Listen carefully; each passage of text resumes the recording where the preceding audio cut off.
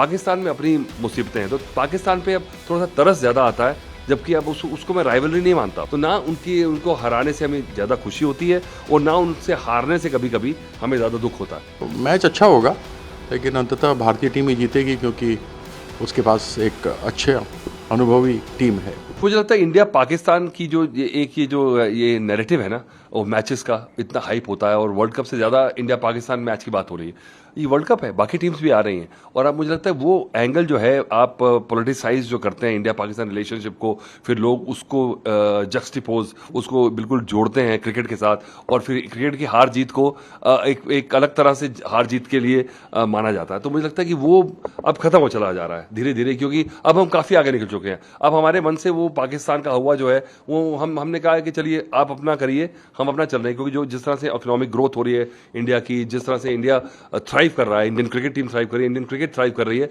पाकिस्तान में अपनी मुसीबतें हैं, तो पाकिस्तान पे अब थोड़ा सा तरस ज़्यादा आता है, जबकि अब उसको मैं राइवलरी नहीं मानता। क्रिकेट फील्ड में कभी कभी चलिए हार भी जाते हैं और कभी जीत जाएंगे, तो ना उनको हराने से हमें ज़्यादा खुशी होती है और ना उनसे हारने से कभी कभी हमें ज़्यादा दुख होता है। पाकिस्तान की अभी जो हमने T20 में हालत की थी वो तो सब दुनिया जानती है। तो मैच अच्छा होगा, लेकिन अंततः भारतीय टीम ही जीतेगी, क्योंकि उसके पास एक अच्छे अनुभवी टीम है। जी सर, अभी परफॉर्मेंस है उसको लेकर क्या आपको प्रतिक्रिया सर उस पर? नहीं, वर्ल्ड टेस्ट चैंपियनशिप में जिस प्रकार से भारतीय टीम को खेलना चाहिए थी नहीं खेली। उसके लगातार 2 महीने तक वो T20 के मैचेस खेलते रहे। टेस्ट मैच बिल्कुल भिन्न होता है एक दिवसीय मैचों से और T20 के मैचेस से। और T20 के पहले जो ऑस्ट्रेलिया के साथ उनकी टेस्ट सीरीज़ हुई थी वो 2 या ढाई महीने में ख़त्म होती चली गई। किसी गेंदबाज में भी नहीं था कि चौथे या 5वें ओवर के बाद वो सटीक गेंदबाजी करे, क्योंकि 2 महीने तक उनकी प्रैक्टिस 4 ओवर तक की थी। तो हर एक ओवर में 1 या 2 बॉल लेग स्टंप पर जाकर बैट्समैन पर से वह दबाव हटा लेते थे।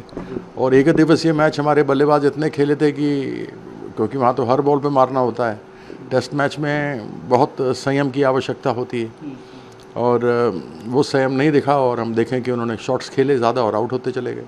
It will be very good for the Indian team because all the matches are playing in the home soil, so we know how the conditions are. And especially if we talk about the first game, India Australia in Chennai, the Chennai is a very good wicket, it's a good batting wicket over there. So hopefully, should we pray for the Indian team that all the seniors, especially like Virat Kohli, Rohit Sharma, they have to be scored bigger runs. Whatever the series they are going to play before the World Cup, they have to score runs in that matches. And especially Jasprit Bumrah, I love to see him to come back into the team. And if he come back into the team, so that will be a big boost up to the Indian cricket. So Rishabh Pant will likely to miss this World Cup because he might be fit or not till the time. But whom do you see the wicketkeeper, as KL Rahul is not fit this time, but apart from him, who will be the best choice for a wicketkeeper? Bus, this Ishan Kishan is there only Ishan Kishan I'm seeing over there, because he is the one who can play aggressively, he can open the inning, he can play at the middle order, especially he's being a left-hander.